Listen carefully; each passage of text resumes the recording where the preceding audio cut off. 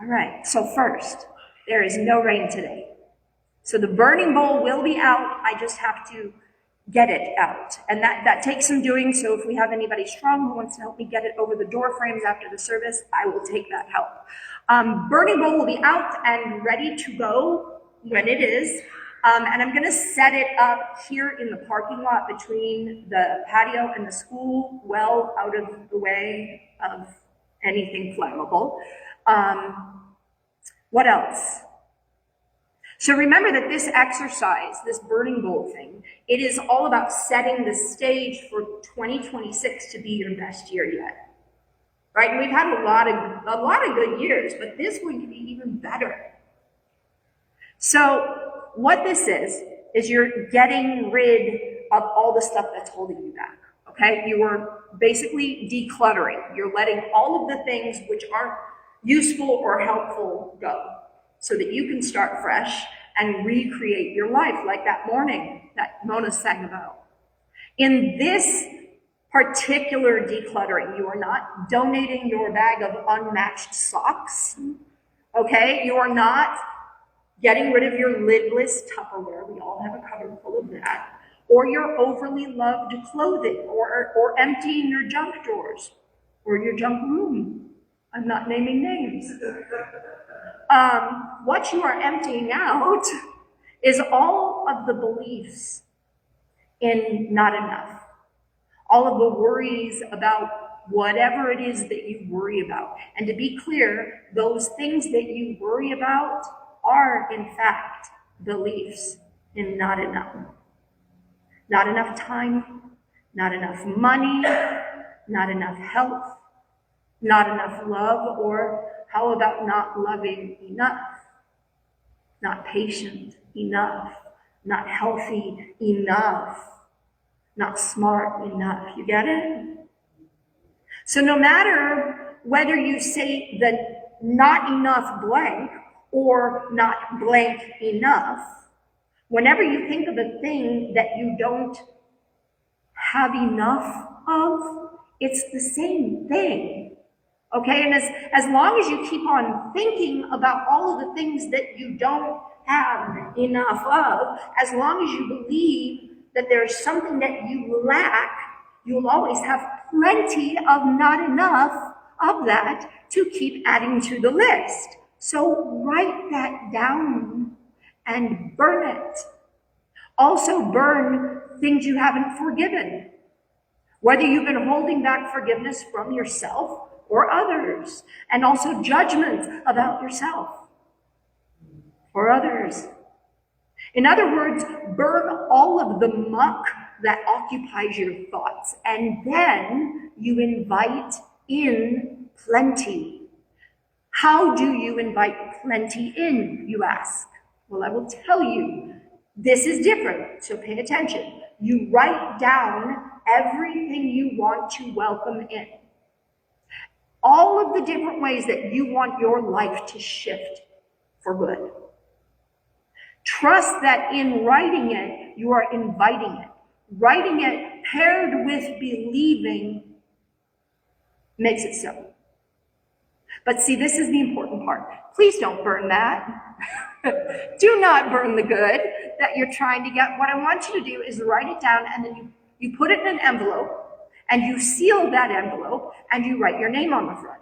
And in July, 6 months from now, I will return it to you unopened, right? Despite temptation. But the reason I'm doing that is so that you can see at just the halfway point how much has already changed. And there is one more thing that I want to add before I go wandering into webs. I will explain that in a moment. Next Sunday is a very, very, very special day. It will not be talked to in this series. It will be something else entirely and something else wonderful. Next Sunday, we will officially ordain Reverend Paul Savoy as a minister of the Santa Anita Church.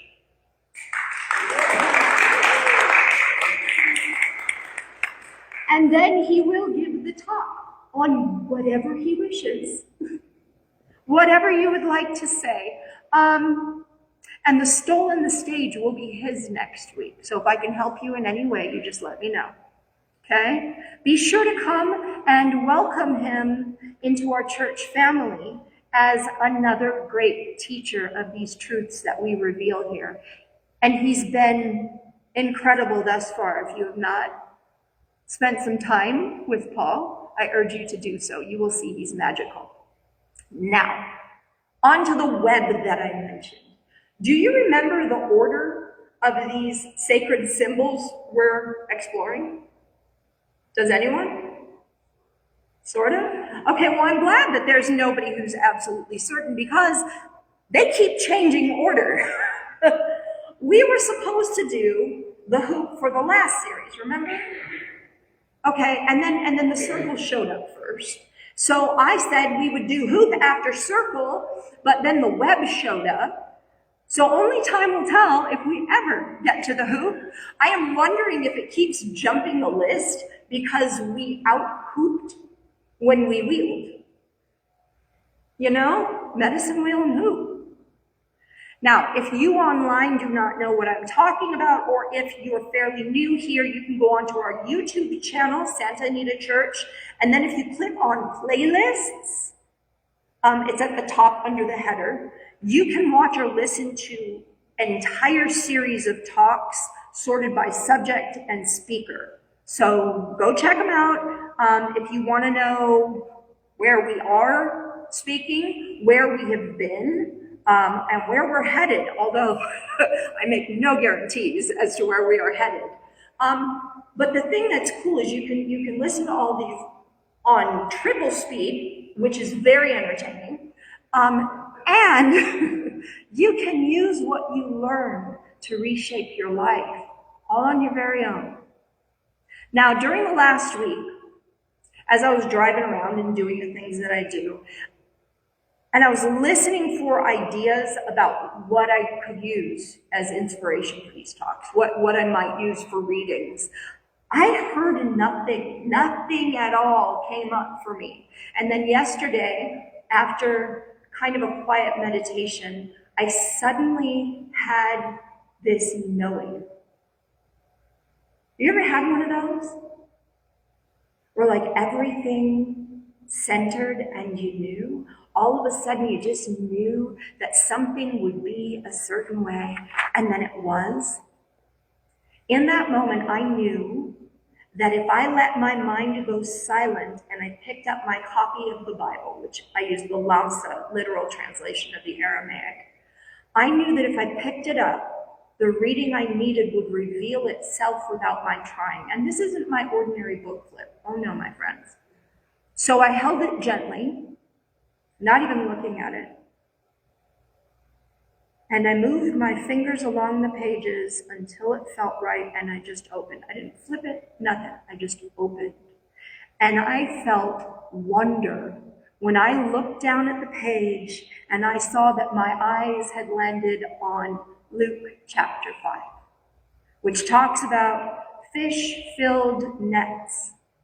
And nets are webs made of string. My moment of knowing landed on one of the 52 biblical references to nets. Now, 1 out of 52 doesn't seem like too bad odds, right? Until you consider that the book has 1,243 pages. And then I opened The Science of Mind exactly the same way. And it's rather easy to find parallels in that because Ernest designed it that way. And I found it immediately. And then I opened a book that I ordered a few months ago, and I had never even cracked it open. It had been sitting on my shelf since I got it in. And I opened it, and there was that beautiful Hindu scripture. Most of you know that I kind of roll with spontaneity. Whether that's because I have a chronic case of stage 4 ADHD, or because I'm spiritually connected, I will leave that up to you to decide. But as those beautifully flowing readings came together so effortlessly, I saw what the web means. the interconnectedness, the tenuous strands of truth which surround all at all times and which we so often overlook or just brush aside. What I became aware of was something ancient that has always been holding us. It's already at work, whether we know it or not, in us, between us, and all around us. Now, I know that the reading standing alone may not reveal the big picture that I'm talking about, so let me show you what I saw when I pulled those readings out of thin air and thin pages.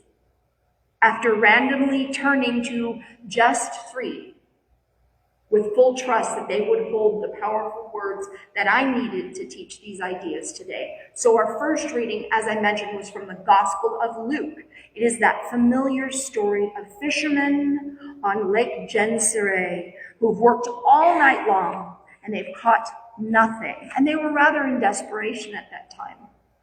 They are tired, they are discouraged, washing their nets by the shore. They have done everything they know how to do to earn a living, and yet they caught no fish. So they were doing the only thing left and taking care of the tools of their trade, making sure that they would be ready for the next day when they tried again. And then Jesus appears. Not dramatically in some beam of ethereal light or magically materializing out of thin air. He simply walked over with a group of people who had gathered and followed him to learn. So he walked over and he stopped on the shore and he recognizes Simon Peter's boat and he asks if he can borrow it, pushes it out a little from the shoreline, and standing in the boat, he begins to speak. He speaks to the people gathered there, but notice this. He is standing on the same water that holds the fish. He doesn't shout. He doesn't command nature. He doesn't wave a wand or cast a spell. He doesn't perform a spectacle. He speaks truth, divine truth. And only after the speaking, only after the listening, does he suggest something that must have sounded absurd to the exhausted fishermen. He said, cast the nets again. They hesitate, they explain their failure, and then, almost reluctantly, they do it anyway. And the nets fill. They fill so completely that they begin to tear, so abundantly that one boat cannot hold it all. Other boats must come. Other hands must help. What strikes me most about this story is not the abundance. It's the timing. The nets do not fill because the fishermen try harder. They fill because something has come into alignment. Truth spoken from within the field reorganizes the field. The people lean in to listen, and so does the water. And so does the life within the water. What we call a miracle may be nature responding to one who speaks the purest truth openly with love as his only motive. And here's the part that matters most to me, and it's something that is overlooked and oftentimes openly refuted by those who cling to dogma. This responsiveness of life did not begin with Jesus, as you will find out before we're through today, and it did not end with him. If this gathering in, this attraction, is how truth moves in the world, then it moves this way wherever truth is spoken, not only by saints and sages, but by ordinary people like us who are willing to pause and soften in love and speak with full conviction from the center of who they are. I've had moments, and I'm sure that many of you have too, I know a couple of you have, I've had these moments where I've said something in true alignment with spirit. And I said it before I fully understood it. Okay, not dramatically or prophetically or anything like that. Just times where I let my mind stop trying to think and respond and assess, and I just let the words tumble out however they wanted to. Times when I trust that there's something greater than this little individual me that has something to say. And some of you have been there when it's happened, and you know that the room becomes very still. And only later, sometimes much later, does life seem to rearrange itself around those words. Not because I made anything happen. When it happened to you, it wasn't because you made anything happen either, believe it or not. It is because something had been spoken that was already so. In our second reading, Ernest Holmes helps us to understand this in a grounded, practical way. He reminds us that we live in a universe governed by law. Not cold mechanical law, but living, responsive spiritual law. That which appears mysterious or miraculous often does so only because we do not yet understand how it works. There was a time when turning on a light looked like magic, right? When illness was blamed on curses, when gravity itself was unknowable. The passing of time and dawning of understanding didn't remove the wonder, it revealed it as real and natural. And there's the key line, right? Ernest Holmes tells us that God is not somewhere else waiting to be accessed. God rests in, through, around, and for us. In other words, the web is not something we must enter. We are already inside it. And then our final reading takes us even deeper, not into explanation, but into remembrance. That final reading that you heard, it came to be long, long before Jesus spoke those words on the lake. Long before they were written in Scripture, long before any of us were here to ask questions. This same knowing was already speaking itself into language. The oldest known spiritual text comes from the Hindu Rig Veda, which is believed to have been recorded nearly 4,000 years ago, but which has been, it is believed, oral tradition for countless years before that. The particular piece that I used comes from over 3,000 years ago, which is important to note because the Christian calendar reveals that the things which happened and came to us through the Bible, through Jesus, occurred roughly 2,000 years ago. And that text said, "Infinite light eternal, beyond height, devoid of base, luminous, self-effulgent one, perpetual consciousness, expansive, all-pervading, one solitary being, Svarupa, Sat Chit Ananda, unmoving and all-knowing, immanent, transcendent one suffering fully all the complete perfection entire, all in that and that as all the minds, the universe, pervaded, contained, consumed. Siva is self-luminous truth without other and alone. Being beyond surpassing, creator and creation, objectless. The true existence, radiant, immutable, beyond, deeper than, preserver's preservation, immortal, depth unmeasured, light, consciousness self-luminous, one quintessential being, silent, deathless, unchanged. Sankara, in, out, all around, shines the never-ending light. light of self, one's own light, light beyond light, the true light, only light, the light of all lights, self-knowing, self-existing light, Nama Sivaya, never-ending light. This does not speak of something that connects separate things. This reveals that there were never separate things to begin with. Different cultures, different centuries, different voices, the same resonance.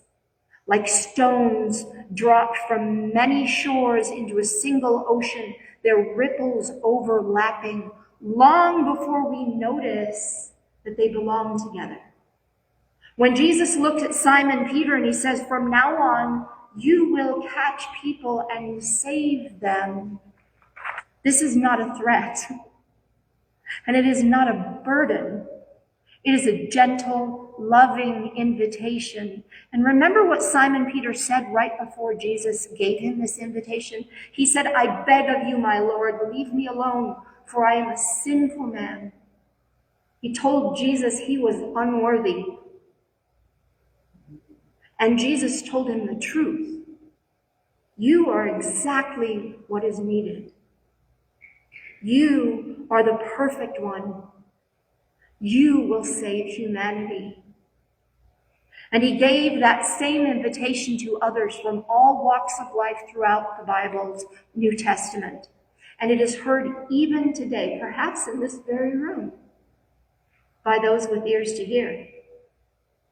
It is the invitation to let one's life become a place where others remember what they already belong to. Not through force, not through fear, but through presence. Through standing in the boat of your own life and speaking what is true, that all is one, and that one is love. That no one is ever alone and no one is ever unworthy.